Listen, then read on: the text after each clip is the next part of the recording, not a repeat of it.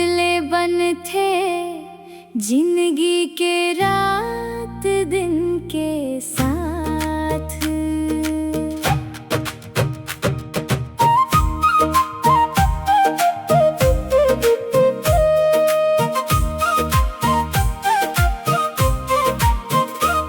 सवेरे सवेरे उठबे संगी, खेत खार मजावे। पसीना के बूंद बूंद ले अपन किस्मत बनावे। खाली बैठे सपना नहीं होवे, हाथ चलाना पर ही। भूख मिटाना है त संगी, काम कमाना पर ही। कमावे तब तो खावे, औले का मन ल बढ़ावे।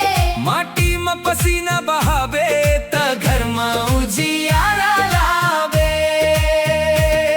कमावे तब तो खावे, औले का मन ल बढ़ावे।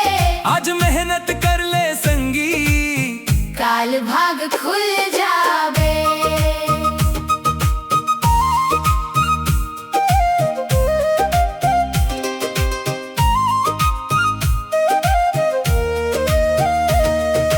बाबू कही थे बेटा मोर, पढ़ लिख के आगे बढ़ना। जेन दुख हम न भोगे न तोर भाग मा ओ नहीं पढ़ना।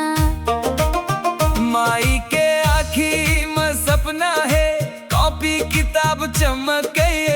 गरीबी के अंधियारा माँ पढ़े दिया बंदम गए। कमावे तब तो खावे, औले का मन ल बढ़ावे। माटी में पसीना बहावे त घर में उजियारा लावे। कमावे तब तो खावे, औले का मन ल बढ़ावे। आज मेहनत कर ले संगी, काल भाग खुल जावे। कोनो मजदूर बन के कमाथे, कोनो खेती में जान लगाथे। कोनो ठेला कोनो दुकान में अपन परिवार बचाथे। छोट काम नहीं होवे कभू, छोटे मन के सोच होथे। जे मेहनत ले रोटी खाथे, ओखर मान बड़े होथे। लइका के हाथ में मोबाइल नहीं, किताब थमाना है। अंधियार गांव के रास्ता में शिक्षा के दीप जलाना है। धान के बाली जैसन सपना धीरे धीरे लहराही। एक दिन ये लइका मन हा, घर दुआर चमकाही।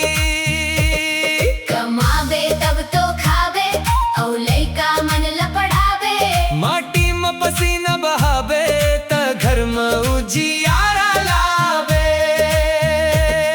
कमावे तब तो खावे, औले का मन ल बढ़ावे। आज मेहनत कर ले संगी, काल भाग खुल जावे। माटी के घर चूल्हा के धुआं, माई के ममता भारी। बाबू के फटे कुर्ता में छुपे है दुनिया सारी। अपन भूख दबा के बाबू लइका बर दूध लाथे। यही तो असली धन है संगी। जेन घर ला घर बना